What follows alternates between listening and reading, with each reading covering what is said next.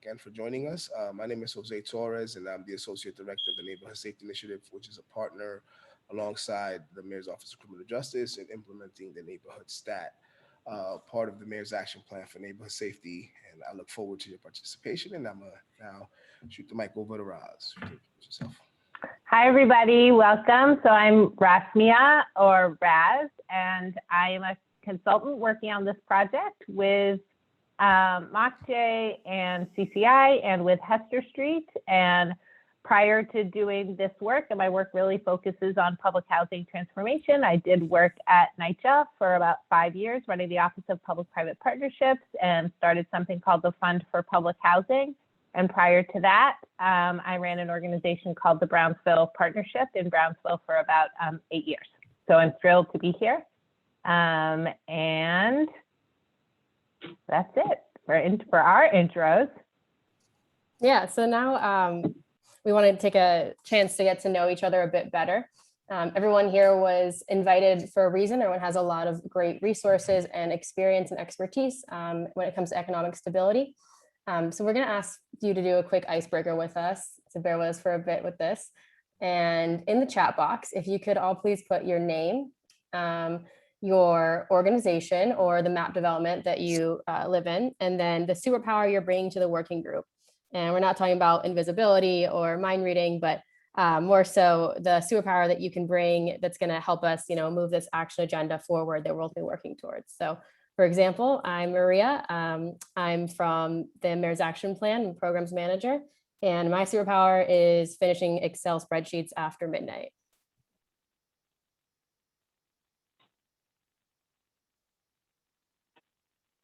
If anyone wants to say theirs out loud too, if anyone's brave, please feel free. Hi, my name is Cynthia Colon. I'm from Red Hook Housing. How are you? Thank you. What's your superpower?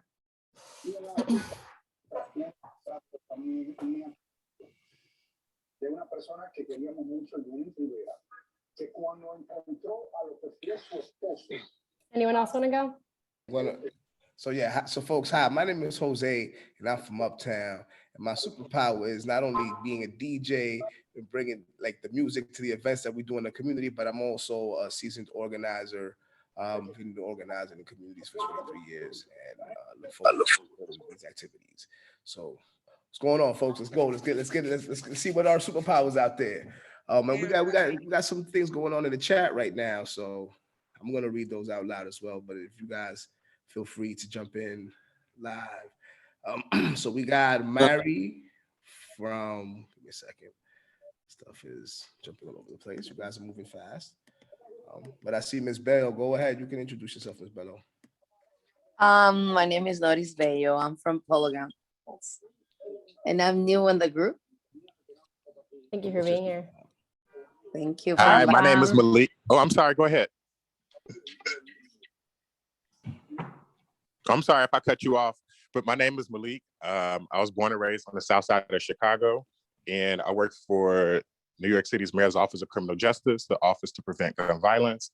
And I would say one of my many superpowers, I'm joking, would be that, I work across, many different teams to just advance, underserved communities and our needs. And, that definitely is something that I've learned to be a true superpower. So I'm owning it. Thank you for that, brother. And in the chat, we have Mariana Moneymaker. She's Mary from the Neighborhood Safety Initiative, and her superpower is storytelling. That's a pretty useful tool nowadays, definitely a useful tool. And my brother Marcus Johnson from the Wagner Houses, his superpower is bringing good energy. We saw how you was hitting those notes earlier, so I definitely believe that. Nadia Williams, MAP superpower, making lists for everything. Organization is key, always. Rasmia, consultant, and my superpower is connecting good people and good ideas. And this is what this process is right here, right now. So we want to thank you all for coming along for the ride. And we got a couple more, and then I guess we'll be able to keep moving forward. We got Carrie Fallenhamburg. I can't pronounce the last name. I don't want to slaughter it. Jobs first. My superpower is helping other people feel their superpower. That's definitely a dope one. I'm Manny Pika. I'm from District 79, and my superpower is putting our students first. What ODB said is for the children, right? We all for the children here. My name is Cynthia Colon, Red Hook Houses, and my superpower is helping seniors reaching heights. We can't forget about our senior citizens, definitely. And the last one is De Mis Vaqueros, St. Nick and Polo Grounds, PM superpower, bringing good people together. I guess that's a common theme that unites us all. We want to bring good people together to do good work. So, and we have one more. Remy, the Rema, the Great Harvell. I'm Rema the Great, and I'm from Wagner Houses. Welcome, everyone. Thank you so much for taking part for the icebreaker. Before we jump into things, we wanted to make sure everyone has a chance to fill out the survey we sent out last week. So if you haven't filled it out yet, there's going to be a link in the chat and you can follow that. But a bit later on, we're going to review the responses that we've already gotten. There was a ton of input. So thank you so much for those of you who were already able to fill it out. No need to fill it out again. Otherwise, just follow that link and give us some feedback on kind of your priorities when it comes to economic stability in communities. Okay, I think that's all for our intro. I'm going to hand it over to Raz, who's going to talk us through some housekeeping reminders. Great. Thanks, Maria. And hi, everyone. Again, my name is Raz. I'm really happy to be here. And I'm working with all these amazing folks and all of you. And I just want to go through a few reminders. If you were here the last time, they're the same reminders as the last time. If you're newly here today, welcome. We'll be going through these reminders every time. So just want to let folks know that today's conversation is being recorded. We really encourage you to turn on your camera and be fully engaged, although understand that that may not always be possible, as we all have. I may have a almost 10-year-old running in and out of here, so I totally get it. There are other things going on. Please do mute yourself unless you're speaking so that we can hear everybody. And just recognize the Zoom features. If you want to say something or have a comment, always feel free to use the chat and put it in the chat. Okay, next slide, please. So these are our community agreements. These are things that we all agreed to the last time, and I just want to run through them. And of course, if there's anything to add, please put it in the chat. One, of course, we all respect everyone's opinions. 1, 2, 3, then me. What does that mean? Is that if you notice that you are talking a lot and other people want to also talk, like take a beat, count to 3 before you speak again, so we can make sure that everybody is getting an opportunity to be heard. Be present and remain engaged. It's like, this is the witching hour, right? It's like, it's 4 o'clock. It is 4 o'clock after sitting in front of Zoom for many of us, but as much as we can be present, we will try to. And be mindful of the time. We'll be keeping time, but just we want to get everybody out at 6 p.m. I'm a firm believer in start on time, end on time, and just respecting all of you and all of your time that you're putting into this. So just want to be sure that we're being respectful of your time. Before I move on to the next slide, if there's any other agreements, please feel free to put them in the chat. Otherwise, we will move on to the next slide.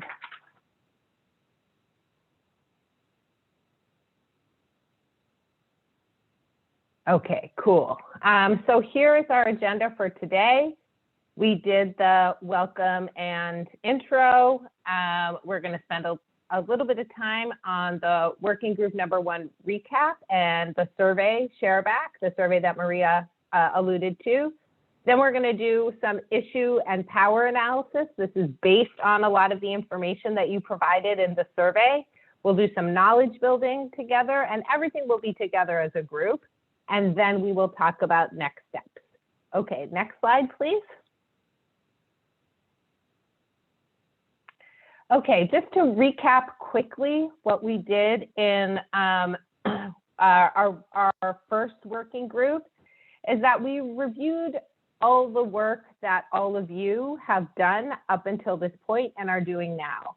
and really recognizing how many incredible experts there are in the room among residents, our CBO partners, agency partners, and really dove into all the work that you're doing around creating economic sustainability and stability. We drafted vision statements together as a group, and you'll see the results of that. We did that exercise, that event policy analysis exercise that you might remember. And that was really, how do we map our work to build power, and build power both of the narrative so that we are telling an authentic story of what we're doing, and also to build power of resilience, winning, and also to really point out where the trouble issues are, where the obstacles are, so we can create plans to work through them. But the key takeaway is that mapping our work is building power, and we will do more of that today. We evaluated impact and effort in past efforts. What worked? What didn't work? What maybe could we do differently? What relationships do we need that perhaps we don't have, or we have, but they haven't been kind of brought to the front? And finally, we gained an understanding of what is in an action agenda. And remember, the action agenda is the big thing that we are working towards. That's the huge kind of outcome and output. And it's an action agenda around economic sustainability and stability that will include issues and items that we will then kind of move to make happen. So that's what we did last week, or last meeting. Okay, next slide, please. And here's just a working group timeline, just to remind you kind of where we've been, where we are, and where we're going. So as I said, the last time we got to know each other, we reviewed what we knew, we set expectations, and we drafted the vision. Here we are today. We're going to identify issues, opportunities, and challenges. Our next working group meeting in April, at the beginning of April, we'll begin to develop recommendations out of the work that we're doing today. At the end of April, we will spend more time with recommendations and discuss, like, how will we know if we're winning and we're succeeding. And finally, in May, all the working groups will come together in one big meeting, one big convening, and really share out our action agendas with each other. So now I'm going to pass it to Maria, who's going to talk about the vision statement and about our survey. Thank you. So kicking off this issue identification, we started off here by drafting a vision statement. And this is the first thing we came up with. And then what we want to do is go back and incorporate some of your comments and suggestions from the survey into our vision statement. So what we started out with was this statement: our community is economically thriving when individuals and families can easily access opportunities for quality employment, grow our community-owned businesses, and build financial literacy and wealth. And this is really just meant to get a broad perspective. And the survey was to quickly scan not just your opinions, but residents and CBOs who have stakes in your communities, and see if we were on the right track and what we could add, what we may have missed. So if you want to go to the next slide. Okay, so here are some adjustments that we want to make sure we incorporate into this vision statement. More accessibility for all. So educational programs that also provide certification and or internships in order to gain skill and work experience. This is a really key one that I thought was important. So diversity within community-owned businesses, and I'm sure within just workforce opportunities more generally. Entrepreneurial access, so programming, skills trade programming, these things are going to help people kind of get to the next step who have entrepreneurial aspirations. Pathways toward trade positions like AmeriCorps and Peace Corps. We have one called Green City Force as a partner with MAP, and that is an AmeriCorps program that helps people launch careers in sustainability and green jobs as an example. So training programs that are similar to that. More access to youth employment opportunities, and then right after to adult education as well. So making sure we fill all gaps, every age range, and not just look only at youth or only at senior populations, which is sometimes the case. And then more spaces to host these programs. I thought this was just a great identification, because we do have to have somewhere to, if we want to have a new program, you know, a lot of times space is limited in these communities, in community centers, what it may be. We have to make sure we have the space to host it in, and we need more public spaces that are places for people can gather safely to host job fairs or whatever it may be. So those are some of the things that were suggested by you guys and by others who responded to the survey. We can go to the next slide. Next slide, sorry. Okay. And we asked in the survey for you to prioritize these top kind of sub issues within the issue of economic stability. And these are the things that we've carved out, or that we've separated this really broad issue of economic stability into. And education and training access is the first one, career growth and sustainability, entrepreneurship opportunities, financial security, and immediate support and aid. And the two things that really stood out to people that people really prioritized were these first two: education and training access, and career growth and sustainability, where most people thought you know, their priorities lay. So 25% for each of them, they actually were tied. Okay, you can go to the next slide. And just to note, like, all of these issues are important, and all the issues you guys raised are important too. Don't worry if you don't see your priority issue, you know, listed here. We're going to have time to get to things. We may still be able to push for changes in other areas besides what we decide to focus in on.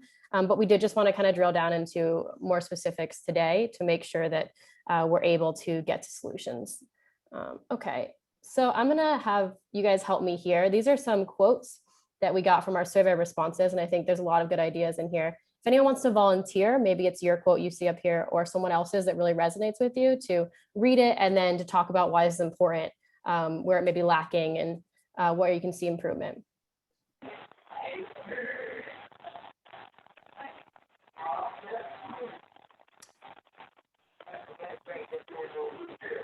Whoever's on the phone, did you want to speak? Hello. Hi. Sharice.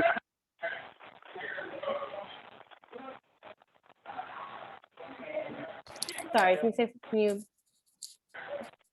speak again? Sharice Coles Tompkins Houses. Thank you for being here, Sharice. I don't know if you can see the screen, but we're going through kind of quotes we got from the survey we sent out for suggestions on improving economic stability. If anyone did write these and wants to talk through them, or we can read through them and talk afterwards, any brave souls? Well, I can't see the screen. Let me try to go out and go on another link to try to see if I can see the screen, okay? Okay, that's great. All right.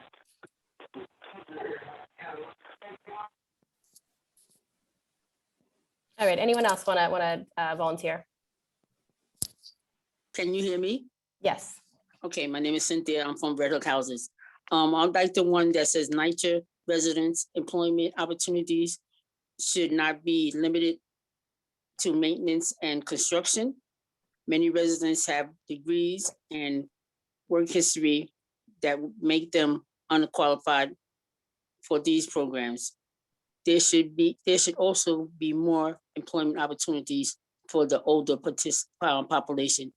And I'm almost like 100% on that, because of the fact that basically with the older people, because I'm always rooting for the older people to not be put aside. I know that the children and the kids today are the future, but the older people also, they're not just retired and they're just sitting around wanting to, you know, lay around. They also still have, you know, the ability to get up and do something within the community.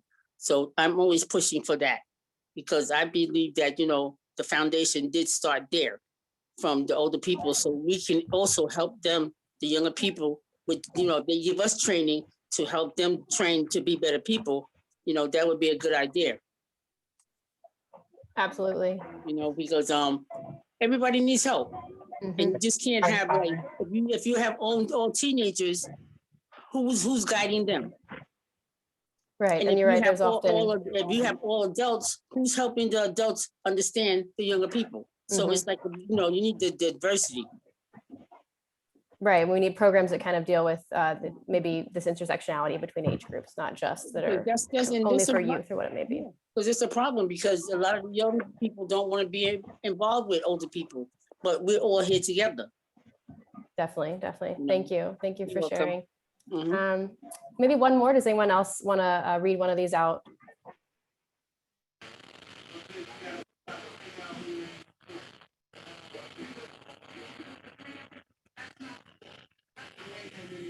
I have some feedback, I think. I'm not sure if someone's trying to speak or not.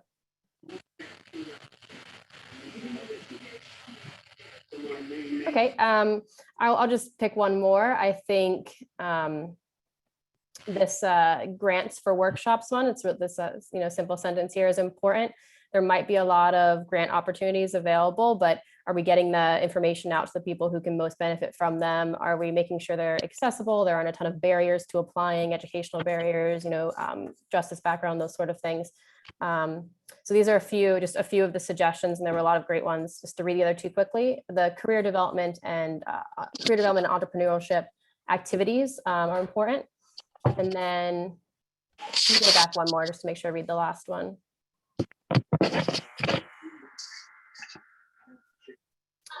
The back two slides, sorry. Yeah. That one, the quotes. Sorry, guys, slight technical difficulty. Okay, and then this last one here says, many families and residents are struggling still with getting food and taking care of their children. More resources are necessary. This can take form of deliveries of food tech centers to learn while parents are off to work. So just getting immediate support so people so they can even focus on finding employment or growing in their career. Okay, we can go to the next slide now. So on the survey, we also asked you guys to tell us that about some of the actions that have already been taken to improve economic stability. There are, as you can see, a ton of them. A few of the things that were said multiple times are things like food deliveries, especially important during COVID or during other crises. CBO and city partnerships are vital.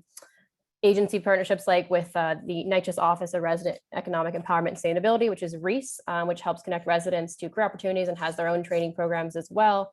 And then things like space to think and relax, I think are really, really important. They're all a piece of this. We have HRA, public benefits, or training courses to make sure that residents know how to help their neighbors get benefits, support getting technology, and programming for youth, like the coding program that has been implemented in some of the developments, like St. Nicholas. Is there anything else I didn't hit on here that someone wants to touch upon or highlight? Okay, I'll read the chat. Thank you. So adding workshops location, Red Hook doesn't have a community center to host. And well, Brownsville doesn't have a community center, or yeah, there might not be a space that's adequate for some of these programs that's readily available. So you have to do the extra work to find the space. That's important. Anything else up here that resonates with anyone?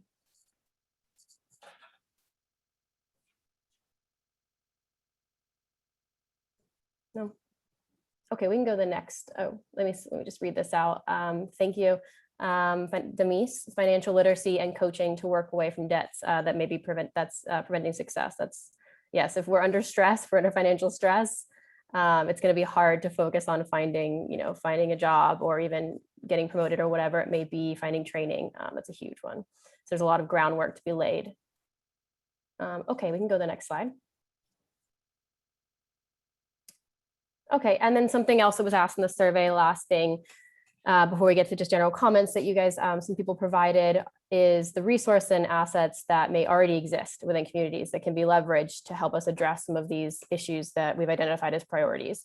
So there are already some job training programs and partnerships. There may be entrepreneurial program models that we can use to follow to bring to other communities. I see Sheila just put the Opportunity NYCHA link in the chat, and that is for REES, for NYCHA's branch that helps residents connect with careers or with training programming. And they actually have zone coordinators too, and they're specifically assigned to certain areas and there to guide residents through that process. There's small business services or agencies, government city agencies that help residents who want to start their own business or grow their businesses. The resident association itself. So there oftentimes resident associations or community centers already have established partnerships with private businesses or with CBOs that can help refer young people or people of any age to those opportunities once they arise and help do the outreach and recruitment for them.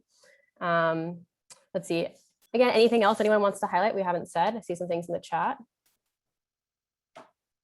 Mentor. So Arabia says mentor programs for emerging entrepreneurs. And we have yeah, property management has referrals from Reese, like we were talking about. So the residents can actually just go to their property management office and get some information about how they can be referred to jobs. And then mental health assistance and affordable childcare. So again, just making sure people are able to even get to a job interview is an important thing, that they have someone watching their kids, that they feel, you know, safe and well. Okay, anything else I've missed so far? Please feel free to just unmute yourself and speak up if you want to highlight anything here. Thank you, Doran. Real estate classes. Yeah, and that's up here too, that goes along with that is tax prep courses, financial literacy, continuing education, all of those sort of things. Funding is a huge one, micro grants and loans. And then Manny from District 79, which is a part of DOE, is talking about continuing education as well. So high school equivalency training programs for adults who maybe want to go back and get more education so they can, you know, apply for the job that they've been looking at. Thank you guys. Those are all great. Okay, I think we can go to the next slide.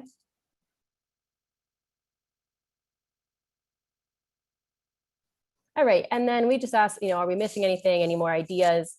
We've reviewed a lot of this, but just to briefly kind of look over it, you know, we've talked budgeting courses kind of in the same vein as continuing ed. Entrepreneurial programs seems to be a huge one that we're focusing on a lot. Free training without age caps, that's an important one. A lot of times we might have a training program near us, but there are so many barriers to entering, age caps, education caps, whatever it may be, that prevents people from taking advantage of it. Senior careers are, you know, an important one that we've talked about too. Let's see, business innovation hubs, career counseling. Yeah, these are all, this is a huge issue with a lot of nuance in it. I think as we can see, we really have to start, you know, getting down to some specifics, because we all know there's so much expertise in this room, and there was a lot of good ideas from the survey. So I'm going to pass it on from here, but if there's anything, you know, speak now if you want to highlight anything that I haven't said yet. There's so much information. We were super excited about the survey CPR results. classes. Yeah. CPR classes? Yeah, free CPR classes. Mm-hmm. In the neighborhood. Yeah. I think that's also the case. Things like OSHA, making sure those are free, accessible, and not charging people hundreds of dollars to get a license. There may not be jobs available, those sort of things. Okay. All right, I'm going to pass it over to Jose to kind of talk about how we begin, you know, determining the projects from all these issues, assets, resources we've identified, and scaling that project. Yeah, so I want to thank you for that, Maria, and I want to thank you folks again for joining us today. And to Maria's point earlier, that you guys have seen not only a litany of issues, but also a litany of ideas on how to solve some of these issues. And so, you know, there are obviously fancy terms that we use in the nonprofit sector to discuss how we engage programs, how do we start them, and how do we elevate them, right?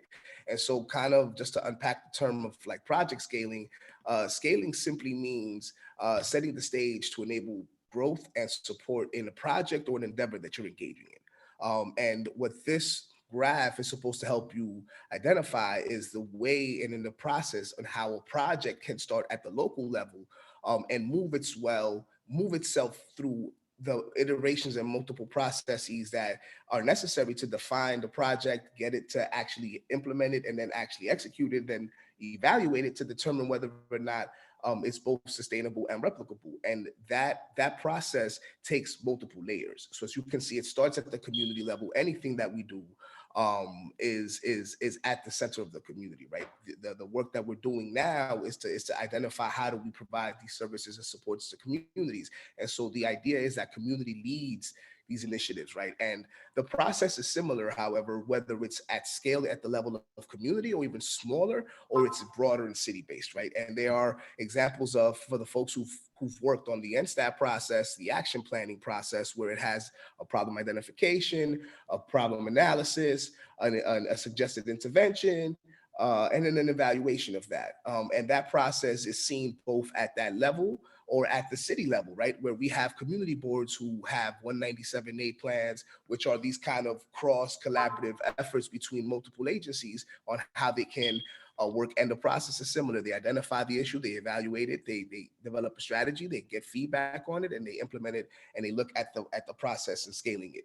So while it can be kind of a tricky term, it's really more so how about do we go determining the effectiveness of a project, and how do we then, after we initially done it, how do we make sure that this project is both, as I said before, sustainable, meaning that it can continue growing and getting to a point of what I like to call stasis, where it's actually doing what it set out to do. And it's also replicable, meaning that we can go to any community and actually do the same processes and actually see the same results. And so notably, and if we can move to the next slide, please, just so I can give kind of a quick, we had a similar style project happen at the St. Nicholas houses, where the residents, through their process of identifying a problem, identified that tech issue. And again, always residents are always ahead of the curve. Obviously, the pandemic revealed the issue of tech and access to tech in our community. But prior to this pandemic, our residents were already identifying this being an issue. And so you see that they surveyed folks, and they understood that young people in particular were having issues with accessing information and also access to tech, and being aware of the services available to them, and the techniques of coding. And so they gathered together, they came and they scaled this intervention, simply meaning they had an idea, a prototype intervention that they wanted to implement. And through the support of the Mayor's Office of Criminal Justice, and also the technical support of Harlem Silicon Harlem, they were able to create a coding program that was actually had young people develop a website where they can now share information for the community. And so that is a real quick and dirty way of showing what a program that can start locally. Hopefully, if we evaluate it and we see that it was successful, then we can say, is this stuff implementable, and can we move this forward? And as the graph in the previous slide showed, there are multiple actors as this stuff starts to scale. Obviously, city and infrastructure support is key, right? Because once you want to scale upward, meaning increasing the capacity of a project, it takes more money. It takes more, what we like to say, bandwidth. It takes more manpower. It takes more man hours. And there are different factors as you move along the scale, ultimately, to see this stuff sustain itself and help the community in the long term. I'm going to stop there. If there are any questions about this slide, if not, we can move forward to, I guess, the Jamboard activity. Yep. Thanks, Jose. So I am going to share my screen, and Patrice, I think I lost my magic powers to be able to share my screen. If I can have them back, host powers. First is this issue analysis that Jose will facilitate. And Jose, while you do that, I will put notes in the Jamboard. And then we're going to move on to that event policy analysis process that I talked about, which I'll facilitate. And then we'll do it again for issue number 2 if we have time. If we don't, if this is really packed and exciting, that's totally okay. Eventually, this is a process that we will do with every issue together. So if we don't get to do both here at this time, that's really, really okay. So Jose, you're up. Thank you. So as Maria so eloquently was talking about at the beginning of this presentation, we did surveying, and so we had a couple of issues that came up as primary issues of concern and things that we wanted to tackle, which obviously education and training access was the key one. And so I think the first question we want to ask you guys, and to kind of tease out, is why do you think that education and training access is an issue in our communities? And so we have obviously experts in the education field, so I'm sure we're going to get some really good answers.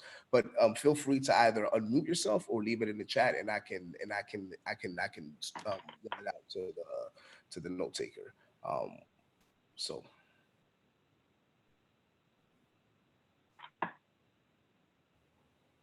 Or we can play the cricket song. Jose, can you move the sticky notes so I can see the question? Yeah, so sure. The question is, why is training and education, and I can't move the sticky note, but the person controlling the Jamboard can. Why is education and training access an issue, and how long has it been an issue, quite frankly, so we can kind of see and unpack this thing in particular. Like, why is education, and what about education is also the issues, right? Because that's education is broad as well, right? So these terms are actually really broad. So if we can kind of try to hone in and see like what about education is an issue in our communities, why is it an issue, and how long has it been an issue? Hello, Yes, ma'am. this is Sharice Coles, Tompkins Houses. The reason why education is a problem in our community is because a lot of the people in our community have had to either choose work or education in order to support their family. Okay, now that it's affordable, a lot of them feel that they're too old to go back to school to get this education because a lot of them done had kids. Some of them got grandkids. So they feeling, okay, I can't go to school now because I got grandkids, I got kids. So they older, they older, they're of age, so I'm too old to go back to school. And that's an issue because a lot of them really need to go back to school because it's sad when your child or your grandchild is smarter than you. And that could also, and as a former person who worked in the education field, that can also create uh tensions in the household between the generations. So it's actually a really important point. Miss Lucero wrote, quality of education in our communities is an issue. Also, if you live in certain areas, you have access to better education. So the quality as well as the access to the So I remember a long time ago when I was in high school, years ago, if I wanted to get into my high school, I had to get into a waiting list. So you would have to go to this open house, right? Like if there was a school you wanted to get into, if you wanted your kids to get into a good school, like they called it, you had to attend open houses. You had to get into some type of waiting list. You had to know someone who knows somebody. And I've even seen some parents, be fearful and use other people's addresses because they want to get their kids into better schools. And that's a problem because the fact, like, just trying to do all that to get into a good school or what we be good school is crazy. It's crazy. Well, nowadays they don't do the lottery program no more. So they have a lot of good schools in a lot of these communities. They have the charter schools, which is very good.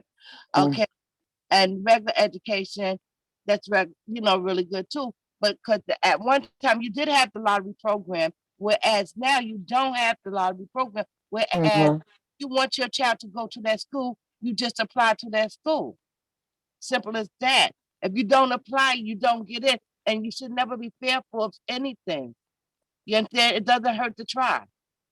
Because if I want my child to go to, um, I say Canarsie, and I live in Bed-Stuy, I'm still gonna fill out that application. My child would just have to travel every morning if my child get in. I'm not gonna use somebody else's address in order to get my child in because then you're taking away for somebody that may, really need to be in that position. But they have quality education in all the community. They have the charter schools, they have some very good teachers in the educational fields and everything now. So I don't know. Definitely want to thank you for that. And also, I'm going to use the bully pulpit of the facilitator role to say I think what we're also training our young people in. I think the actual curriculums are a little bit outdated and can use a little bit more, how do I say, a little bit more energy and a little bit more redesign because we are dealing with 21st century issues and we're teaching 19th century techniques. But we do have Miss Vaquero saying external factors preventing education. And I'm sorry because I know that Roz is typing as fast as she can, so I don't want to overwhelm her. But I will read what Miss Vaquero wrote, which is external factors preventing educational success, such as mental health and or substance abuse, family responsibilities, as well as education histories in the home, difficult to look at your child's education needs because you have needs yourself. So like Hey, dynamic of the home, which I will say as a former counselor, one of the things that we did identify is that you can't anticipate that a child who is having issues at home can come into an educational setting and care about what's happening at 1776 or what's happening with a chemistry exam because his home is definitely having a difficult time. So that is absolutely a key factor is how do we support not just inside the educational setting, but outside of it as well. Um, and Mr. Manny had his hands up. yeah, sorry. Thank you, Jose. Um, just speaking for District 79 and on the high school equivalency stage, I know a lot of you were talking about just traditional high school and quality and access to that. But I think for District 79, our biggest issue, and we take totally like responsibility for this, is promoting what is out there for District 79. A lot of the times residents in their in their community don't even know about a lot of the programs that are maybe a few blocks away. So high school equivalency, I definitely pre-COVID, pre-pandemic, I mean, we had over 200 high school equivalency sites. With adult ed, there's over 400 sites. It's free. There's no cap for adult ed. You could be 96 years old. And so our job is to promote and for all intents and purposes, we haven't been as good as we should have been in promoting that. But we want to get the word out there that there is free high school equivalency programs taught by DOE certified teachers in neighborhoods all over the 5 boroughs. And so that's on us to be better at that. But we want to be able to also hear from the residents and know what we can do better as a district. So thank you for that, Mr. Pica. Ms. Lucero wrote, education now during the pandemic is an issue. I know some young people who consider working instead of going to school to help their family out. And it's because it obviously was made a reference to earlier that this common denominator of having to choose kind of education or working, right? And I come from an immigrant family, and one of the things that we were taught is that at the age of 18, you need to get a job, right? At that point, that's when manhood enters, or womanhood, or your responsibilities as an individual to feed your family take hold and take precedent. And that kind of toggle back and forth has always been something that in certain communities, especially in communities that are first generation and second generation, is a real thing. It isn't a kind of just like hyperbolic talk, but it's an actual real decision that has to be made by some of the young people in some of our communities that are more in the margins than we would like them to be. And so I want to thank you all for that. Are there any more suggestions, any more ideas? And then obviously part of the second part of this of this process is to understand how long has this been an issue in our communities, right? How long have these things have been festering, and how long have they been, and I'm sure that we've experienced these for quite a long time, but for at least in the terms of how do we address and where do we scale this issue at, like the identification of when time or giving it a time scale is really important. So I want to just have you guys also think about that as you guys give out your answers. I think Arabia had her hand up. Sure. Go ahead. Yeah, I did. I'm actually right now I'm walking outside, so let me know if it's too loud. So I'm walking my dog. But to add on to everything that everyone was saying, I kind of feel like a big issue is it's not even that there aren't any programs. I think it's more of just meeting the needs of the community. So I feel like looking at who takes up most of the population in the community, and then from that, looking at what those people need and then working your way out. Because I feel like at least in Tompkins, it's either like things for the youth or it's things for the elderly. And I feel like it misses like people who are like adults or like raising families and things like that. So I think that could be something. Sorry, they're playing basketball. Um, and then the last thing I wanted to say was, I think also the type of programs and training that comes along with like, I guess this training. I feel like a lot of the things are like hard labor or, like construction jobs, things like that. And there isn't a lot of variation when it comes to like job opportunities. So I think if we could do something about that, or like actually create a pipeline so that people could have careers and not just jobs for the time being. Yeah. That is a very good point. As I'm not sure if I think the statistics and these things fluctuate, but if I'm not mistaken, about 30 to 40% of the civil servants in the city are up for retirement. So there's going to be a gap of civil servants and a whole opportunities. And so where is the pipeline to that, right? So that's actually a really good point. Ms. Soforina, and I'm sorry if I slaughtered your name, wrote, not sure if anyone said this, but having an age limit on trainings definitely is a discouragement. You have people who have been beaten down life and never were able to take advantage of certain opportunities when they were younger. It's been as long as slavery ended. It has been, and we can talk about the structural inequities in our communities at nauseum. We know that there is a deprivation that has occurred systemically that unfortunately we see throughout generations, and we definitely want to, but this is why we have these conversations, to see how we can identify a way to start tackling some of these really difficult things that are happening in our communities. So I want to thank you for that. Ms. Baquero wrote, cost, requirements, age, and location. Many can't afford to buy Metro cards to attend if it's not in their neighborhood.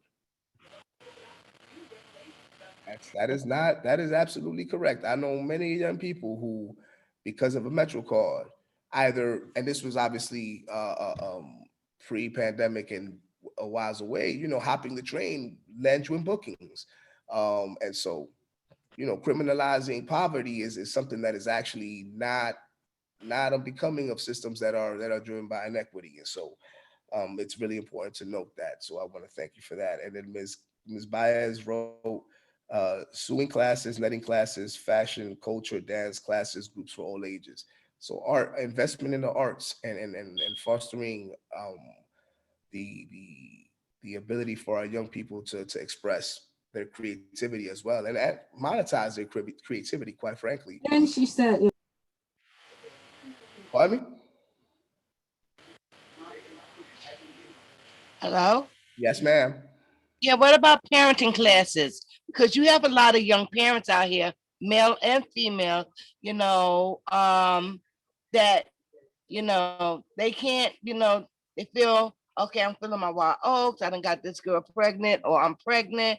They done had a baby, so now they can't go back to school. They can't do this, they can't do that. Whereas back in, I think, the 80s or the 90s, they had programs for teen fathers, teen mothers, whereas they could still go to school. Their child will be in a daycare center on site where they was at school at, and they could still have a little part-time job afterwards. A lot of nowadays, these little young people, some of the older ones, they feel that they have a baby. Oh, that's carte blanche to sit home. I don't have to work this or that, this or that. And in reality, then when you have some of them that do go out there and try to get these jobs, that do have a little education underneath their belt, they telling them you're not educated enough. Oh, you can get a job at McDonald's, or you can get a job at Burger King. You understand? Where in reality is they want something more, and they don't have the resources to or the income to go to night college or community college and get this little education, this little another degree underneath their belt in order to help them sustain their family. And you have that a lot going on with the young guys and the young females. And the young guys are like, yo, I'm at my wit end. The females like, oh, I'm at my end. It's a lot. So how can we do something to address that? Well, I want to thank you for that, and it's actually interesting that you point out that there are actually educational programs that are working, and they call them with overage, unaccredited young people. I had the fortune of actually overseeing a young adult borough center. They weren't as sophisticated as having a daycare center in it, but that's actually a pretty good suggestion. But it is they are out there, and again, I think part of this is access. How do we get our young people to these programs and make these things meaningful, right? Because there was an internship program associated with these YABCs where they were in fact capable of getting a job at a place where they can learn a skill that can be transformative. But the spaces are very limited. So that's actually a really good point. We have Ms. Seasoned Just City Evans wrote cost of better education. Higher education leaves debt. Many trainings have limited time schedules and age. Lastly, many neighborhood programs have revolving doors to nowhere. And that is a very interesting and truthful statement where you have a lot of training programs that unfortunately are not tied into any industries and don't lead directly to equitable employment right after you receive them. So that's actually a really good point. Maybe 5 more minutes. We got about 5 more minutes on this slide, and then we'll move on to the next. Um, and Mr. Pika just shared a link in the chat for all parents who have children at the Department of Education. Um, and then Miss Season just wrote, "It's all about numbers." It does become unfortunately all about numbers. Hopefully, we can kind of change that and maybe redirect the energy. And Ms. Lucero wrote, lack of access to education as an adult, especially when you're the breadwinner, which can in fact hamper it limits your income earning cap, to be quite honest. You know, I had a conversation with a friend of mine who used to ask me, like, why are you so hell bent on trying to get an education? It was like, because that education acts like the Willy Wonka golden ticket. That's the Willy Wonka golden ticket. Yes, and that's why it costs $100,000 to get, because it is unfortunately a Willy Wonka golden ticket. And we need to discuss on how is it that we are preparing our generation and not just monetizing it, right? Not monetizing education, which is, I think, the bigger issue here is how we monetize education. But I want to thank you. Are there any more suggestions, any more ideas? You guys were great for this session. Yeah, I would like to share one.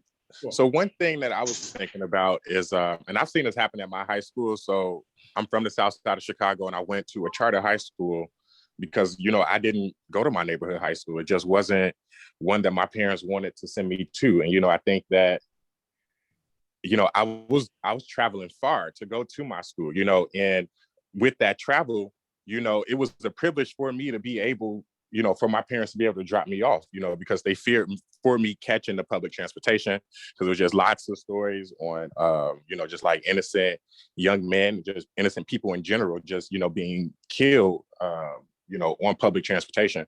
So that's just a side note. So I guess, you know, actually I would say, you know, safety, that definitely is a huge concern, but especially these days with COVID and like the pandemic, like, you know, people aren't comfortable necessarily, you know, just like sending their children back to school, you know, to be around that environment, especially in a city like New York, where you got, you know, it could be one room with multiple people, and you got your grandma in there, and you don't necessarily want to expose, you know, a vulnerable person to, you know, this disease, to this virus. But so that's one. And another one is, so with me going to a charter school, I've seen it happen where, you know, we had many educated teachers, sure, but they were educated.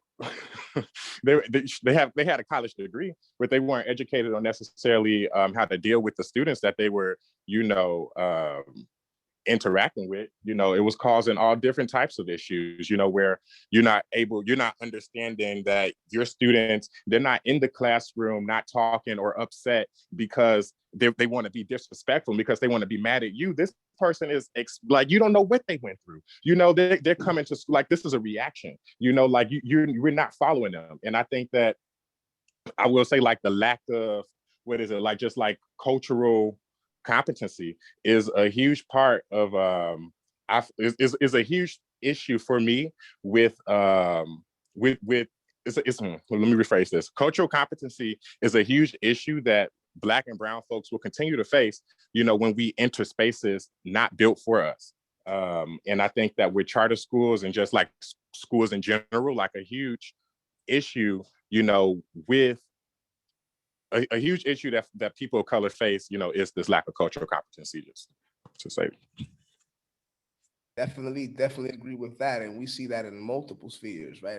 Education and business and a lot of places where obviously, you know, the shade of your tone can determine how intellectually capable you are presenting, right? And so I think I want to definitely, that is absolutely a case in point to note.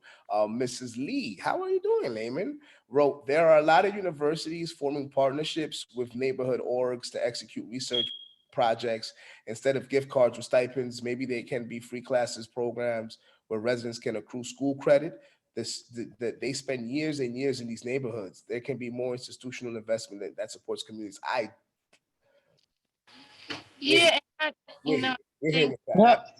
and I think that with anything you go into or attempt to go into, you should do your research. You do your research and you know how to not say be like them, but to adapt to them where you know the ins and out. You understand what I'm saying? Like, say, I'm from Brooklyn, and when I got transferred to Harlem and stuff, it was a whole different setting because that was my first time in Harlem. But I did my research, so I knew the lay of the land. And once you know the lay of the land, then you can achieve. You may not achieve as well as they do, but you know going in. You don't go in blindly. You have to do your research on anything you do or any project you attempt to do. You have to do your research because if you don't do your research, then you're going to go in there dumb and blind. And I refuse to go into anything dumb and blind. I do my research on everything before I, you know, go into something. Because if I don't know enough, I'm not coming with you. I'm sorry. I'm gonna say, I got to stand back a minute. I got to do a little bit more research. That's just me.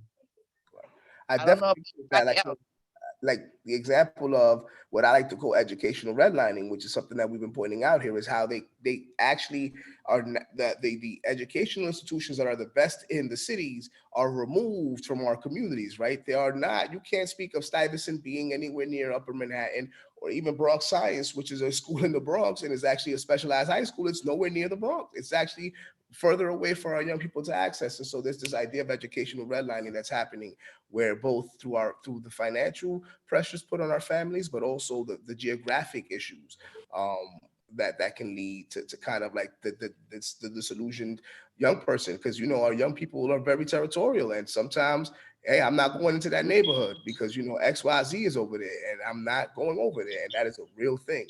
And so I definitely want to thank you guys. And so this was fun. I so much appreciate all the good energy and good vibes, but we have to move on to the next slide. We can't spend all our day here. So I'm actually going to pass the mic back to Roz, and she's going to walk you guys through the next phase of this, and then we'll be moving on. Thank you, guys.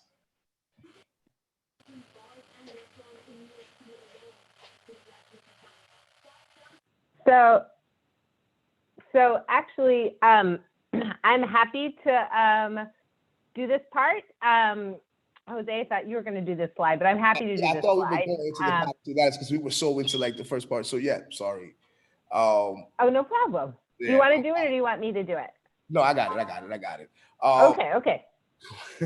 So guys, thank you for the first part of this. I just lost. I was looking at the wrong part of the facility. Got my apologies.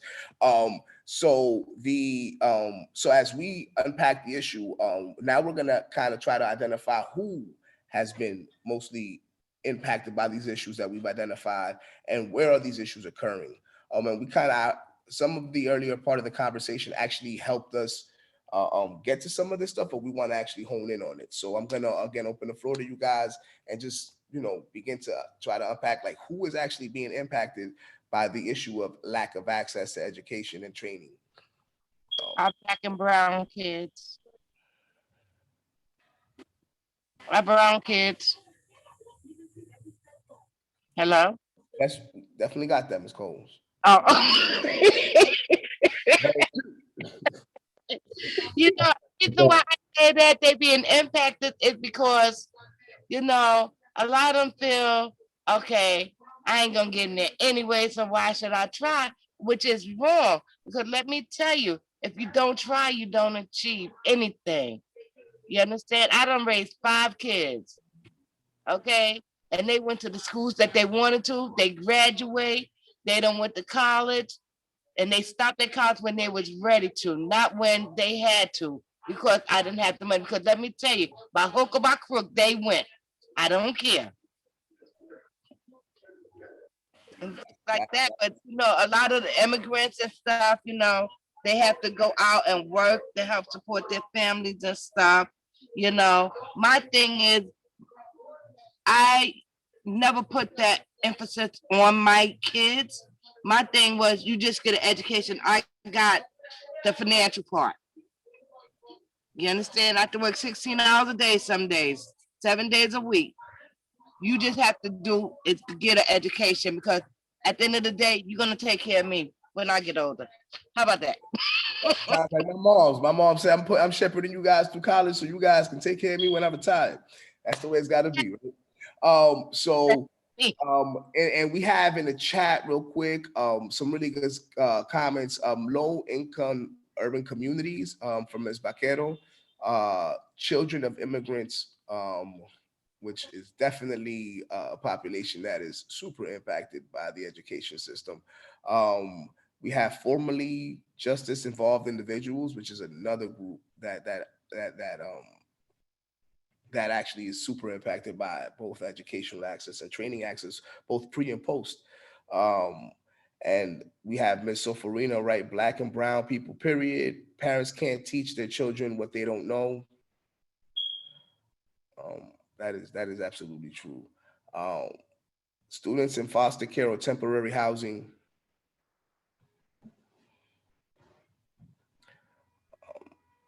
We have Miss Season Just City wrote, if you want it, sometimes it's a choice made.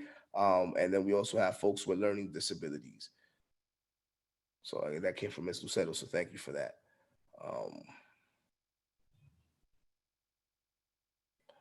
Also thinking about where are these issues occurring, right? Where are these things are we seeing these issues most prevalent? And obviously, we know that our communities are that, but where in our communities are we seeing this? Is there a specific dynamic to these things, or that kind of create like an environmental existence for it? So that would be a very interesting thing to look at. Students, and I think we already said students in foster care or temporary housing. Yeah, we got that there. So trying to think about where this issue was actually occurring would be, I think, a really useful strategy as well. So um, I think some.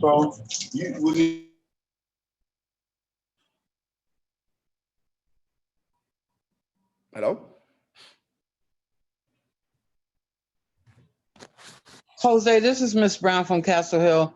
I noticed a lot of ideas went up, but the main idea that stays in the forefront of my heart is the guys that are incarcerated and put themselves through college while they were in there. They went in there with no GED. They came out with many degrees, but they're being discriminated because of their background. So that's formerly incarcerated individuals or our pre-entry population, which we already have noted there. That's definitely an important one. And Ms. Season Just City Evans wrote that where this is occurring is communities that lack interest, where the lack of interest is lost.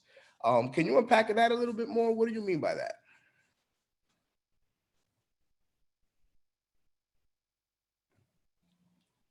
That's actually an interest. What do you? I would like to hear more so about how do you frame where the lack of interest in like supporting communities or just educational achievement. Like, how do we describe that? That's Miss Cynthia Cologne, I think, who said that.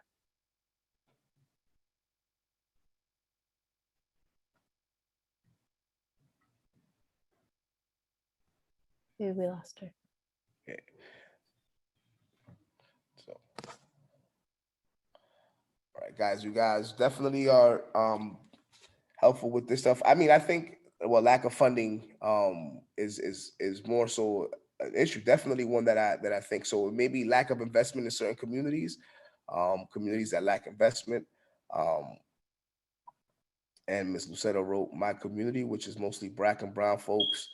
And I've also started to think about what is advertised in my community, which is mostly employment, but not education, which is actually a really interesting observation, to be quite honest. And I think it is because I think it's I guess the immediate solution. We get some money, we solve our problems. The unfortunate dialectic of our communities. I think also in an issue that is actually occurring, red tape binding. What does that mean, Ms. Baez? Well, in order for us to get funding or any kind of resource, we have to make a plan. And usually to make a plan, you have to go through a lot of forms and a lot of people to get exactly what we need in our neighborhood. So that's what I mean. It's like a binding. We're buying, we have to go through channels and more channels until we can get the final okay. And that's actually a really interesting point, because one of the spaces that I felt like this issue is occurring and that we're writing it in there is the bureaucracy, right? The bureaucratic machinery that is responsible for, and I don't want to attack anybody from the DOE. Please don't feel like this is an attack on you guys, but like the bureaucracy of the system, right? Where it's so robust, it's so broad, it's so big that it's really hard, and our kids fall through the cracks oftentimes. And so definitely thinking on just even procedurally, where is this stuff occurring, right? And Mr.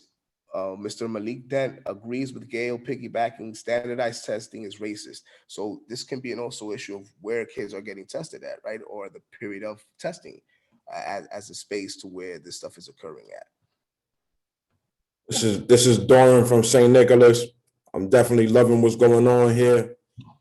But it's a couple, I'm gonna speak on two things. One, where it's happening at, definitely in our inner cities and our urban communities.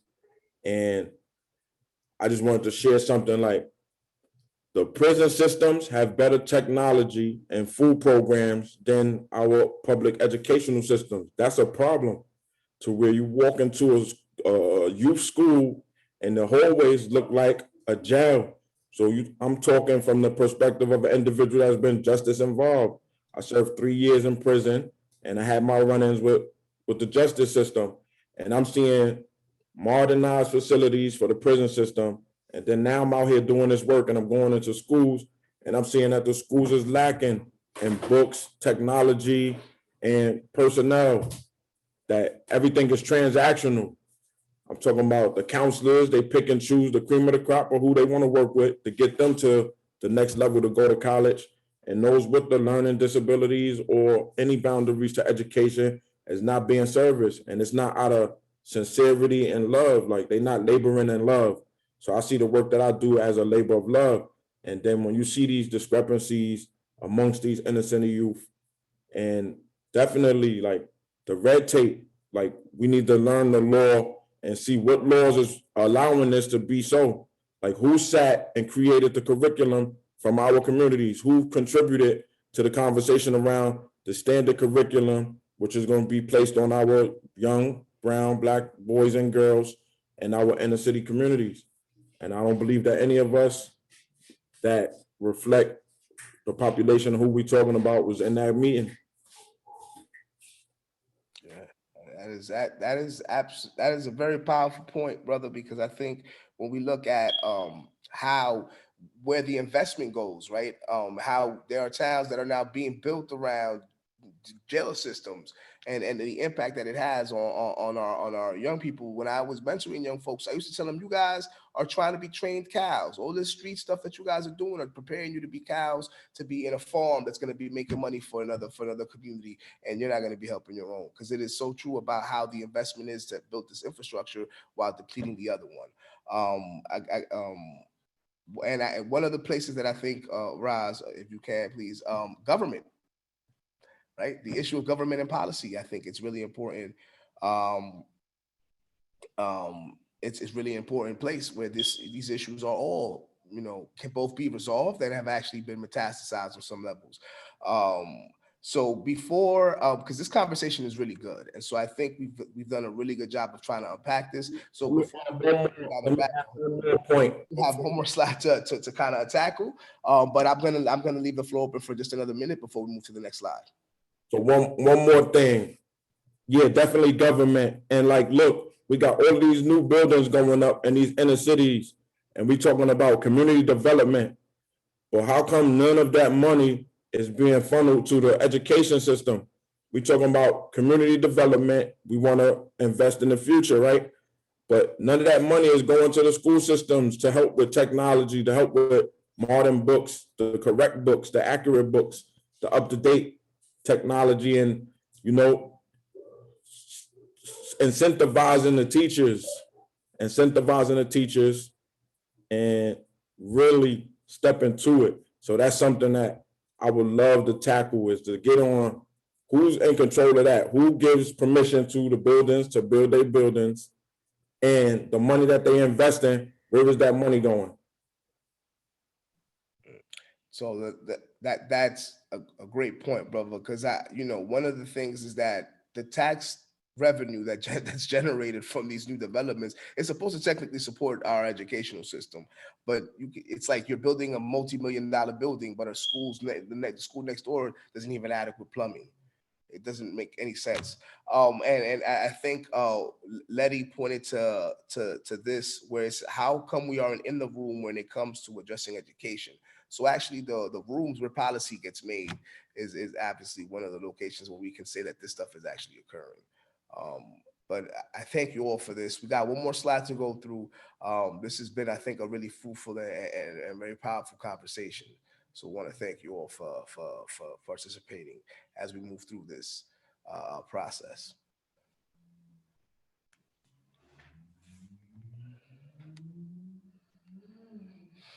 All right, and so the final part of this is we're going to kind of look at both at the local or maybe even at the broader level that we're aware of that things that have been tried that have worked and what hasn't worked. So what has actually worked? I know we spent a lot of time about complaining about the stuff that hasn't, but what has actually worked?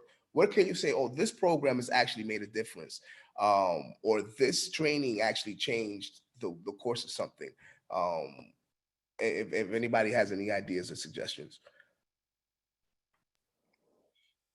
I'll go. So I think and definitely from someone, I guess, who was chosen off of a lottery, because, I wasn't even allowed to take the standardized test because, and that's another thing, and I'm sorry, this is like a rant, but I wasn't even allowed to take the standardized test for high schools because of how I scored on something in the 7th grade. So I just think that's unfair. But I will say one thing that seems to kind of be working, even though I think it could be a little bit more intentional, is, the lottery. Like the fact that like these charter schools are doing lotteries instead of standardized ranking. I definitely think they need to be sure that they got like community and like eyes and cameras involved to be sure that, it's as just as a process as possible. But yeah, I think that's one hopeful, alternative so far that I've seen and benefited from myself. Advocacy, advocating for these families, advocating for the inner city youth that have to go up against these systems, helping them build a support team that they can lean on when it's time to go up into these systems. Because we're talking about a single mother having to, their kids being criminalized for their behavior. Now they got to go to court, they got to work, and they got to go to the DOE. They got to talk to the school.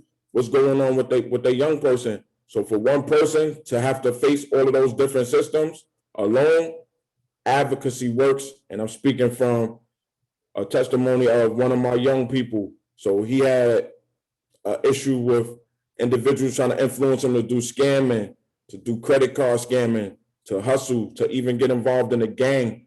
But just being there for him and being able to advocate in those spaces for him, we talking about having to advocate for him in the street, as well as with school, as well as helping him amend relationships with his family. But just from the next steps point, and then having a call from him 3 years later where he's in college playing football saying, if it wasn't for y'all, I would have never made it to college. I would have never finished high school. So advocacy and really meeting them where they at and working with them from there, like really hearing their concerns what they really going through. Because we talking about young people going to school hungry. There's no food in their refrigerator. They suffer trauma, domestic violence the night before, and now they being encouraged to perform with excellence on the exam that they are not prepared for. They had no time to study because they was fighting for their life the night before. So advocacy is something that I see that works. Thank you, brother. And I know that you spend a lot of your time doing that advocacy, man. So we want to thank you for that effort that you're putting out there, brother. I want to say one thing that I think is also, and it's maybe a very short point of that, but I think internship programs that actually are connected to long-term and sustainable work. I think that there have been plenty of internship, and I'm actually one of those. I actually did AmeriCorps, which I know that was noted before, and AmeriCorps got me in the door with an organization that otherwise probably wouldn't have hired me if it was just in the open market and had to pay me an actual salary for what I was doing. But at that point, it was a great way to get in the door and show that I can actually do what I wanted, that I could do the task at hand, and it can do it well. And so I think that internship programs that are actually connected to meaningful and sustainable employment is key.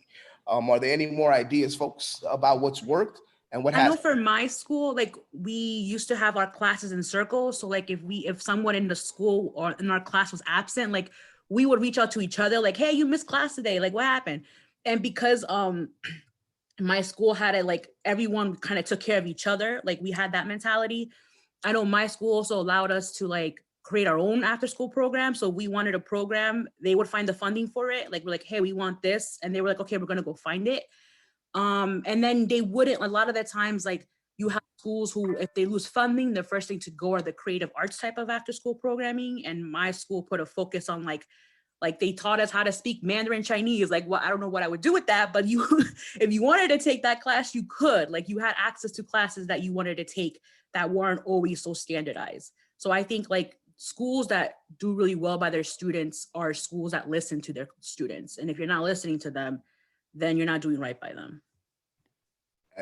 It's funny that you said that because I'm a latchkey kid, and only some folks will know what a latchkey kid is and how we used to be able to walk into our, at least for me, my junior high school, and get play ball with my friends, eat some snacks, although nobody really tried to eat those snacks, but there was a space, or get some tutoring, and there was a space for us to go and do that after school, and it was present. So I think it's actually a really key and important point to like have access these kind of extracurricular programs for young people, and they worked in the past. I think Denise pointed to something that I feel is actually been attempted in community schools, which is support provided to families as a whole. I have surely helped with many youth I worked with, the family being strengthened, supports education in the home, right? So like the community school models, which they actually work with nonprofit organizations to actually provide external counseling support for a young person. So they'll make home visits, they'll do the kind of the back end support work that obviously educators can't do because they're busy trying to educate our kid. And then access to free alternative schools that recognize people learn differently, right? So like a D79, a District 79 program has worked.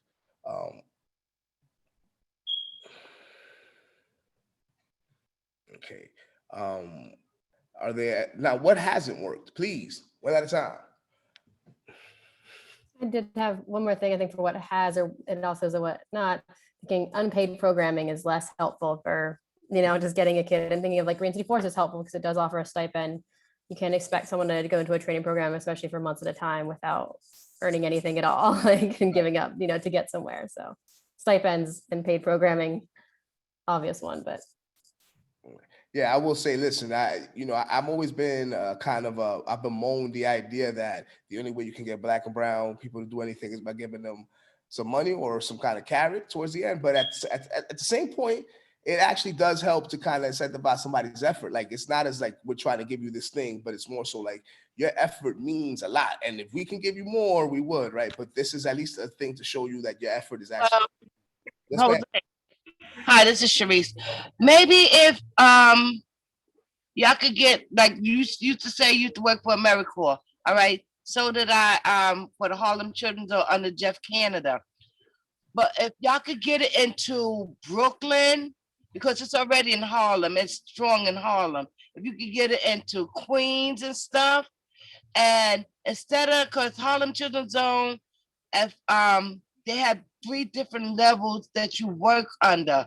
They have the youth, okay, they have the peacemaker program where they working towards they work in daytime and then they go to school and stuff and they pay for it. And they have the other program, the after school program, where we will bring in other resources to help like the kids, the after school program and stuff. And then we will also have like a workshop every other week for the parents, you know, to learn exactly what their child is learning, to give them job opportunities and stuff, to train them in different things. Um, if y'all could get the AmeriCorps company to come into Brooklyn, Queens, the Bronx, because they're already in Harlem. They hardcore in Harlem. Because like I said, I used to work underneath Jeff Canada years ago before he retired. You know, That's definitely that's a good program. Definitely, because I want to say, so what you're basically saying in short is like taking models like the Harlem Children's Zone model, and here's the key word, scaling that to kind of move it to other communities and showing how to scale that kind of program to a broader swath of the population. So what you guys are learning is actually applicable. We learned a new word, scale. I want to thank you for that. And obviously we have to, there was a couple of noted things that haven't worked. And one of the things is I think a very laser focused one, which is the master's 5-year tuition contract. Teachers are no longer committed to our communities beyond that exchange. So like these kind of programs that fill in these intermediary gaps. But then obviously once you committed your 5 years, it's like, peace, I'm out. Which it does happen oftentimes, right? Like it really does. For America programs, and you know, you get some bright young person who makes a connection with a young person, and then they unfortunately leave, which is one of the things that I think has worked in the past, which is like long-term mentorship programs where young people can actually find someone who mentors them throughout the journey that they have worked, right? Like I've had that privilege of having a mentor when I was a young person, and when I was on the wrong path, the person kind of nudged you in the right direction. And so I think these kind of mentorship programs are key for our young people to support. Yeah, the mentorship, like you said, Jose. Do you hear me? Yes, I can hear you now. Like the mentorship program, like you were saying, every school that I send my grandson to, they was talking about how slow he was and his level would never be. I just got him into a school down in Harlem, and I got him into the mentorship Big Brother program. And since this young man came in his life, I can thank God he's an honor roll student today. With all his issues, he's an honor roll student. You know, so you know, the way they label our children really bothers me. You know, oh, they see the paper before they see the kid, and already they done judge the kid. You know, because he's an ADHD child. You know, and you know he has a lot of issues. You know, he's he artistic on the spectrum, but he's smart in his own and very intelligent in his own way. And that mentor, he really encouraged him enough. Now he's homeschooling, and he's calm, and he's ahead of all his classes. And it's just to say, just because they label your child, being ADHD and, uncompatible with this and uncompatible with that, they are still able to learn and succeed. Right. We need programs that's going to help them succeed. This young man been in his life ever since he was 7 years old. And even though the program dropped him because of the everything that's going on, the young man still comes by and see him. He still encourages him. He sits down with the family and he teaches us how to teach him, because he said, I used to be him, So the mentor program is excellent for these young kids. So thank you for that. Definitely. At one place, there was kind of a couple of things that you unpacked there as well, which is the idea of how and obviously we have a representative from the 79 schools, but what happens to a young person that's in one of these different learning modalities, right? Whether it's ICT or kind of in special ed or anything like that. So we have about 2 more minutes on the slide. I want to say that there's been some really good comments on the chat, as we've been having excellent conversation as well. So one of the things that was noted was that doesn't work perfectly, offering things like general construction and OSHA prep for minimum wage jobs without benefit, unreliable hours, or other protections. Absolutely. You can't be offering construction jobs and they're not unionized jobs. Let's see what else. Lack of great teachers. Which is an investment in kind of like the personnel capital to teach our young. Let's see what else we got here. You guys have been like flooding this stuff, so it's kind of like I can't scroll up my MacBook. Mister, can she put a link to that program that she was talking about, the mentoring program that her son went to? Ms. Brown? Yes. If you can, if you have a link to the program. No, the only thing I know, he was attached to Kennedy Center. Oh, okay. Yeah, he was attached to Kennedy Center. Now he's doing independent. He's doing independent tutoring, private tutoring. So he was worth, like one of the young ladies said, I just wanted my children to concentrate on their education, and the finance department belongs to me. That's how I feel too. Perfect. Thank you for that. And if there's any questions, the Kennedy Center is an institution that works with our young people who are facing difficulty. Yeah, it's the Kennedy Center, and it's on 121st and Third Ave, if I'm not mistaken. On the east side. Okay, great. Thanks. Thank you. And then we're gonna move on, because you guys, if not, we will never leave this, because you guys are giving us such great information and such great details. And we got a couple more. The other one was lack of great teachers, EIP result mismanagement, IEP result mismanagement, which I think we were talking about earlier. And then Miss Mariana said that things that are working on work study programs in the high schools, where we can take selective courses and be able to leave to go to work. So you have to call it the co-op program back in the days. You work 1 week, you go to school 1 week. That's the co-op program back in the days. Perfect. And thank you all, guys, and you guys can leave your comments. So if we don't get to all of your comments, don't worry, they will be saved on the chat. We will be memorializing stuff and we'll be using it. And the last one was lack of training and capital for new entrepreneurs. That is absolutely an issue. I know that firsthand. My phone is dying. But anyway, I want to thank you guys. We got the next slide. Just one more. You guys have been great participants. I thank you all. I can smell somebody's potluck getting cooked right now. I could definitely, I know we're all a little bit hungry, but we're gonna get through this because this is meaningful, and the information you guys are sharing is incredibly valuable. So I want to thank you all for that. Don't die on me. So, all right, and so this is the final slide. And what we're gonna ask you guys is basically, what do you want to see happen in 3 different intervals?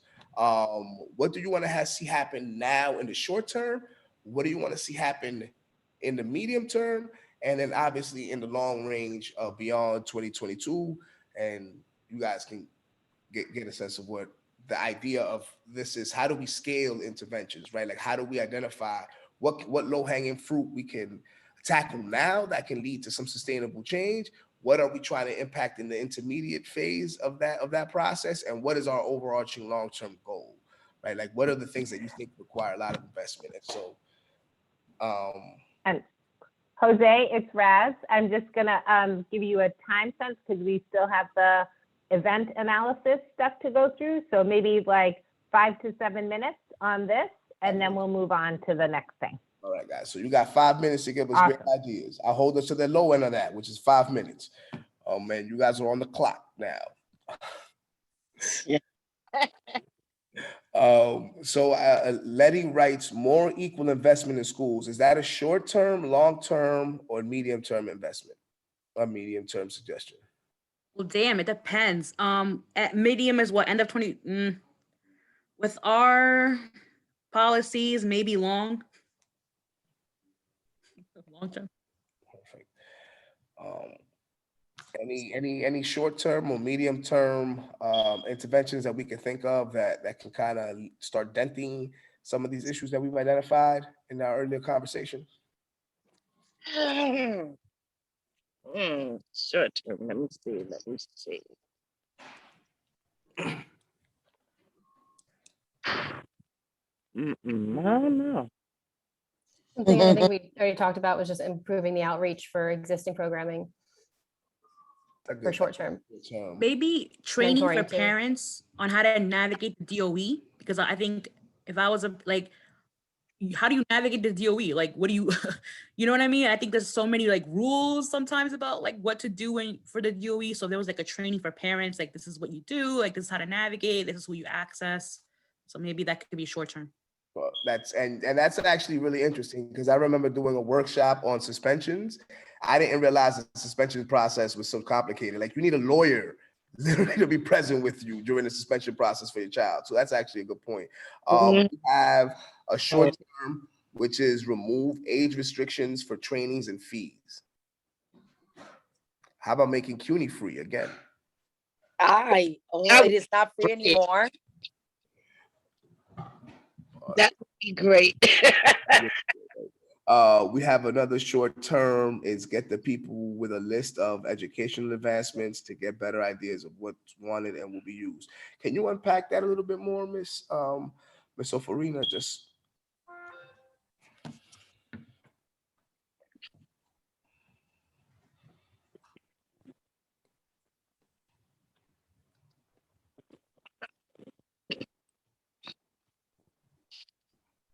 okay. I guess we've lost. Hello? Yes, ma'am. No, I'm here. I was gonna try to type it, but then I realized I'm in a quiet area now. So basically like with all I think basically with all the things that we've already been talking about, the different training accesses, have like a you know how you get a petition signed so that you can get people on the ballot or whatever the case may be. So have people who are outside talking to the people in the neighborhood, showing them the ideas of the education that we want to bring to Brownsville, and see if they would actually be interested. They know people who will go and get these classes, who will go and get this training. And that I think that could be short term, so that when we bring them in, there should be no short of customers, or not customers per se, but residents who are eager and ready to go forth. Thank you for that. That's definitely You're welcome. Very useful. And then we had somebody agreeing with me that we got to make CUNY free. That's a long-term wish. That's never going to happen again. Never say never, but you know. Improve outreach for the existing programs is a very good one. NYCHA residents should be able to attend free CUNY for free long-term. Yes. That's a great suggestion. And then somebody included SUNY in there. And then we had Mr. Pico write that in the short term, we should present communities with the educational programs currently available. In the medium term, connect residents with enrollment and intake counselors.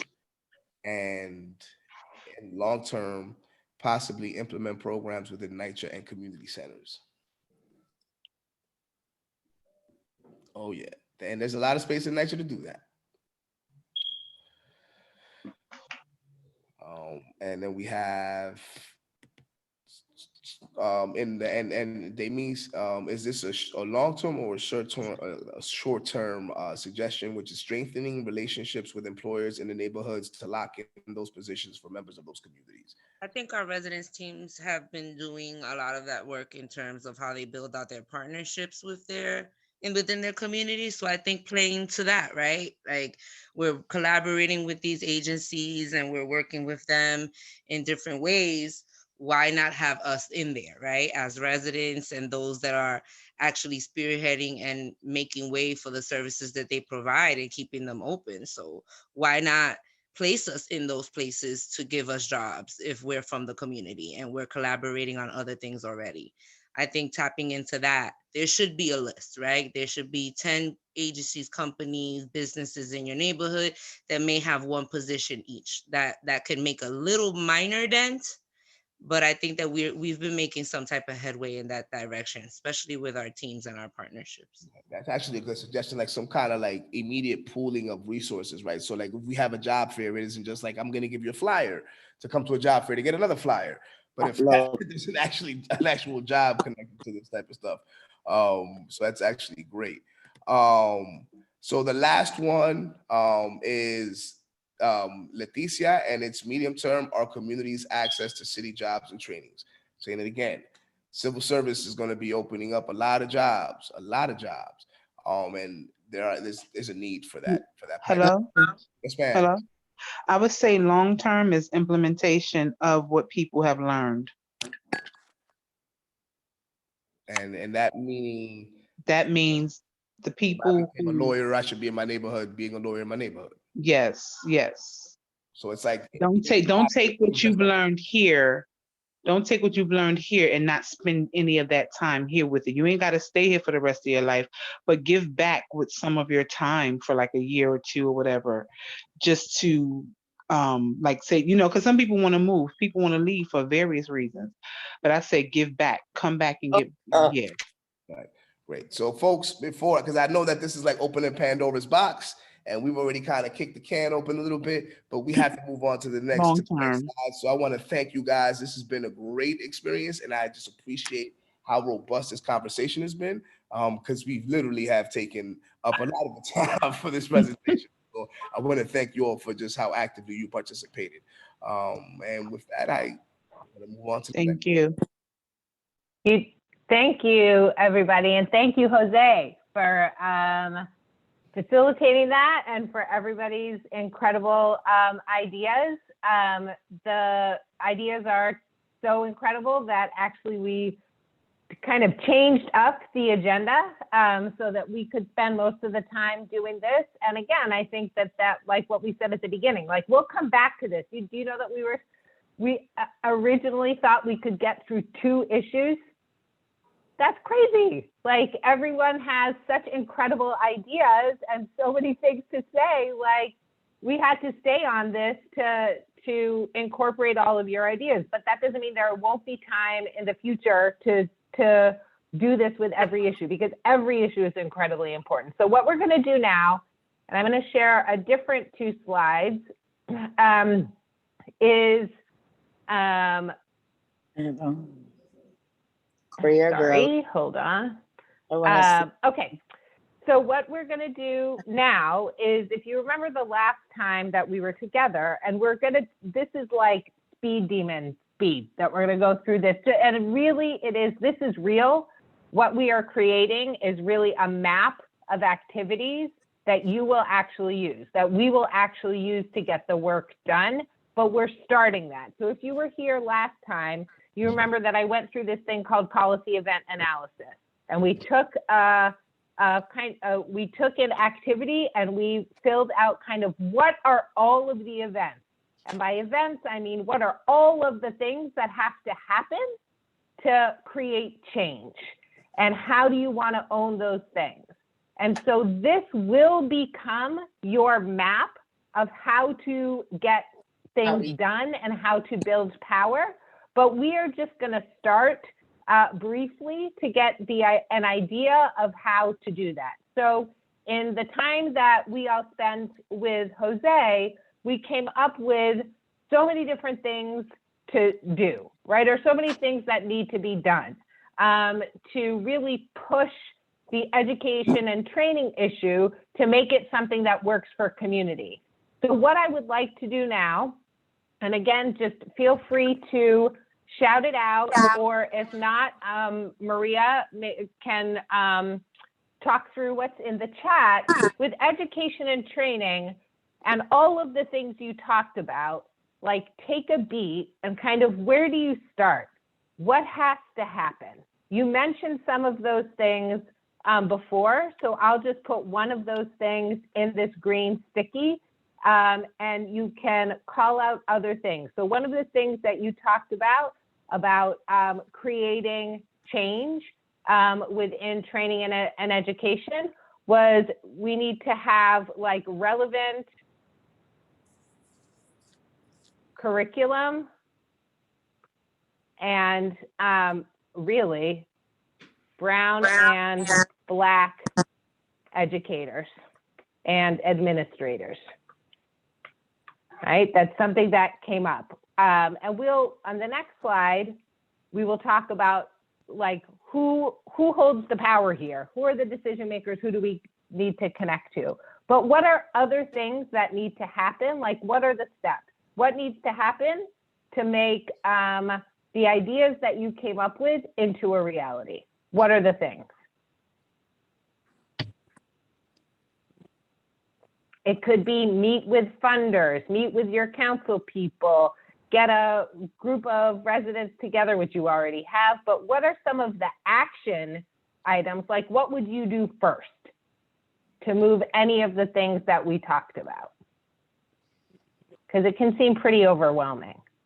I guess I would make sure that enough people know what we're trying to do. Make sure the information is out there. Okay, that's great. For employment, especially, we've talked a lot about this too, is just getting a lay of the land, you know, figuring out what programs exist.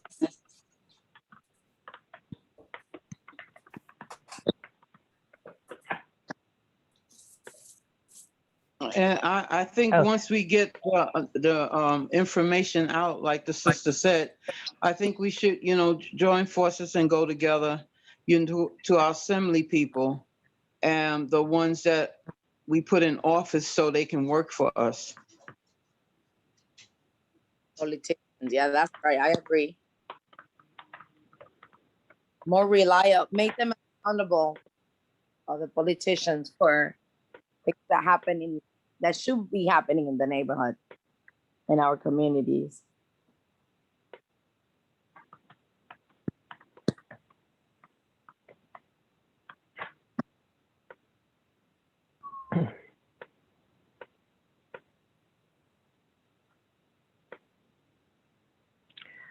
Something that came up a lot in in the first slides that we did with Jose was get rid of the age and the fee restrictions of training programs. That came up in many different ways, so I'm going to put that on a sticky. We have a few things in the chat too. Use it. Type. Oh, great. Yeah, because my son is 45. He just came home from prison. He got 3 degrees and he still ain't got no work, you know. There's no programs for his age. And you know, that they should take the age off of that and address everyone that's involved, because there's a lot of people, you know, hit the age of 30, they don't have programs for them. And they need help too. Absolutely. Yeah. That was one of my things too. I'm glad I heard you say that. Queen, did he try Fortune Society? Yeah. So whoever said that, thank you, because I can't see anybody. So, but I love hearing the voices. When we go to the next slide, and I can go back and forth, like who are the decision makers? What relationships do we need? Who has control? What do you want from other people to take action? So what I just heard you say is, you know, engage the Fortune Society. That's a relationship, right? That if we don't have the Fortune Society, for folks who don't know, does work exclusively with people who are formerly involved with the justice system to work with them to get them jobs, not only jobs, but housing and support as they come back and come home. But you know, I'm sorry, this is Sophronia. I've never heard of that. myself personally. And so things of that nature need to be widely advertised, because unfortunately we have quite a few people who are incarcerated, who are trying to make themselves better, who are trying to do better, and are still coming out here and facing adversity in such a way that it's just discouraging. Absolutely. Yes. Make They sure we come out with hit way some more more. knowledge. Yeah, they come out with way more knowledge than they went in with, because they realize, that's not where they want to be. They want to do better when they come home, but yet it's like they wasted their time. For what? Why? Why should it be that way? And then they have shelters set up for those that come home that don't have programs to help them to go farther. They don't want to come home to a shelter. Some of them can't come home to their parents' house anymore, and they don't have nowhere to go but to the shelter.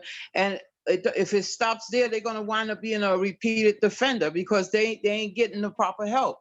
Exactly. They should be able to go where they need to go. They're going to keep an eye on them. They're going to know what's up with them wherever they at. They have to report in, or they got whatever devices, whatever the case may be. They should be able to go where they want to go, parole or not. If they're out, if they serve their time, if they still have parole, there should be a little more freedom. They're not still in prison, so stop treating them like a prisoner. Yep, absolutely. So I'm going to move us, and there's probably stuff in the chat, but I really want to respect your time. And we are 7 minutes from 6 o'clock. So I'm going to just move us ahead. I think the conversations that we've had today have been really incredibly important. And don't worry, we will get to this in our next meeting together. But I think that the work and the time you all did with Jose, it just sets us up for success. For the other meetings, for doing this exercise, I think it was incredible. It was I'm the one who was typing out the stickies, and it was amazing to kind of be in that zone and hear everyone. So I want to go just for like 2 minutes. Who else, in thinking about all that you talked about, and a power analysis, meaning like these questions: who are the decision makers? What relationships do we need? Who has control? What do you want from other people to take action? And those answers can be, listen, we have the control. We have the community have the power. So it's not only other people, but when we think about other people and other entities and agencies and organizations, it's like, what relationships do we want to create so we can move this agenda forward? So let's just spend again 2 minutes, and we'll do this again and again and again. Like, who do you want to have a relationship with? What do you want from other folks? I'm sorry, somebody want to go? Okay, so basically, as far as who holds the power, whatever, we have our governmental systems and things of that nature, but I think government a lot of times forget that they're serving us. So they need to be reminded. And they need to hear our voice. Don't just get in there and then, unfortunately, become buddies with everybody in there and become friends, and you're no longer making legislation for the people who put you there. Second that motion. We need to restore power. You're absolutely right. Yes, we need to restore power to the people, and then the people that we put over the majority have to hear our voice. They must know that there are consequences to not hearing our voice. No, you will not be reelected. No, it will not be rigged, so forth and so on. Especially where a local government is concerned, like Leticia is noting in the chat. City council, borough president, school boards added. And I learned through my mom the power of the pen. So get together with your community. We got together with our community and wrote letters and stuff. And we didn't just write letters to our officials, but we made sure that those letters were sent out, with a receipt to them, and find out who signed for the receipt and who's responsible. We just don't put mail in the mailbox. We get a certified mail, so we know that they it did reach their destiny, and then we find out who signed for it, and we hold them accountable. Absolutely. And we have a great stuff going on in the chat. Cynthia said, every organization that deals with people, no exceptions. If you're working in our community, every single organization. And then to add to that, Damus is saying DOE, parent associations, parent coordinators, I'm probably going too fast, tenant associations, community business owners, they should contribute back to the community if they're making money off of the community. I love that. And then Okay. community boards. Hold on one sec. I probably missed a lot of that. So sorry. Local businesses. So community those who are boards. making money off the community should be putting it back into the community is the idea. Okay.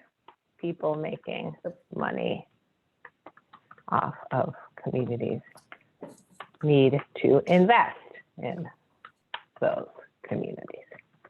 And I think a separate one can Okay. be the DOE network of parent associations, parent coordinators, and then Oh, the great. resident community tenant associations.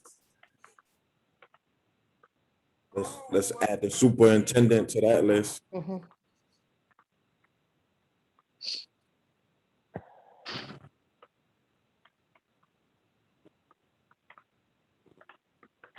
Okay, so you get and remember that the chat will be saved. I just really wanted to get you all out of here by 6 so that you can't say, you can't yell at me that I kept you late. With the chat will be saved. We are going to continue to do this. And just so you know, what this will turn into, both this slide, which is the policy event analysis slide, and the relationship slide, what happens next is that they really get merged and map. So you can see, like, who do we talk to? How do we move things? What are the things that we want to do? And we can keep track of the work, and that's how we build power. This is what we did. This is what we came up with. So I am going to now ask Patrice to go back to our slide deck, which is our wrap up. So I'm going to stop sharing my screen. There we go. The one slide we didn't get to was kind of what do you want to learn? We can open with that the next time. We're not going to worry about that. We can also put that out in an email. Like, don't worry about that. So if we could go back to the slide deck to the last 2 slides, that would be great. Roz, could you enable me to share screen? Oh, yeah. Hold on, let me do that. Oops. I have to find Patrice. Hold on one second, Patrice. There you go.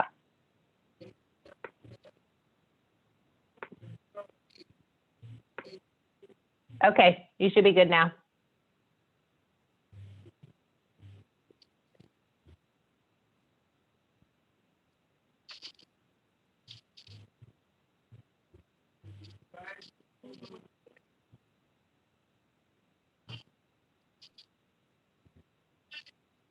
Awesome. Okay, so just to review, again, this is where we are. Working group number 2, where we identified issues, opportunities, and challenges.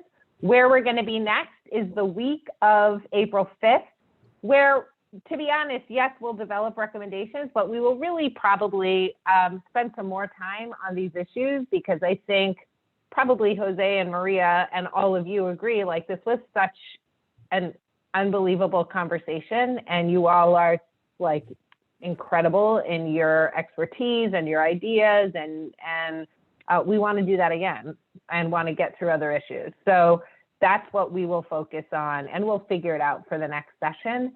And then the final slide is materials from today will be posted at this website that you see. It'll be posted on the MAP website. The materials and follow-up survey will be shared via email.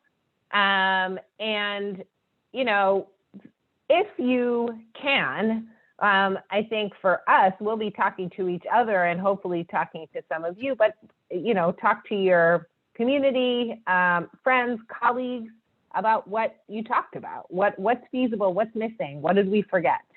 So it's 6:02.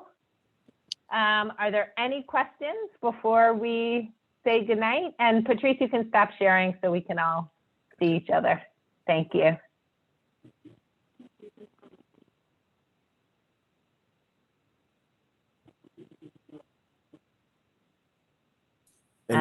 If not, yes.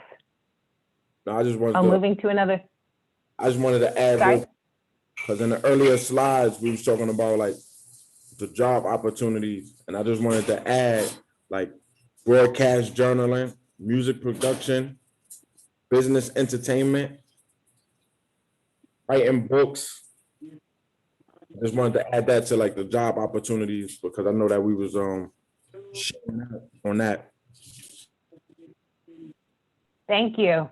I think I put a sticky up there because I was thinking the same thing. I think I put a sticky up there that was like creative and art employment, but we'll add what you said to that. So I just want to ask if anybody else has any final comments. Jose, Maria, is there anything you want to say? I just want a huge shout out to everybody. It's just like amazing. Definitely. Just want to thank all of you guys for, I think, a very engaging and a very fruitful conversation. There were so many good ideas that you guys were putting on the board that, you know, obviously shows that there's a lot of work to do. That we're going to have to, there's a lot of needs in our communities, but that also some dedicated folks who are going to spend the energy and the time to try to ameliorate some of these things. So I want to thank you all for your energy and your time. So thank you. Yeah, echoing all of that. Thank you guys so much. This is honestly really invigorating. It was great. I put the survey link back in the chat if anyone hasn't filled it out yet and you want to. I know we talked through a lot of the stuff that's on there anyway. Thank you for all that input. And I'll send out the next invitation for the meeting on the 6th. So look out for that. Email me if you have any questions. I can put my email in the chat too, so you have that. But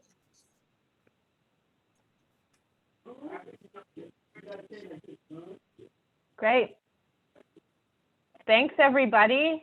Enjoy Thank your you. evening, and we'll see you for the next meeting.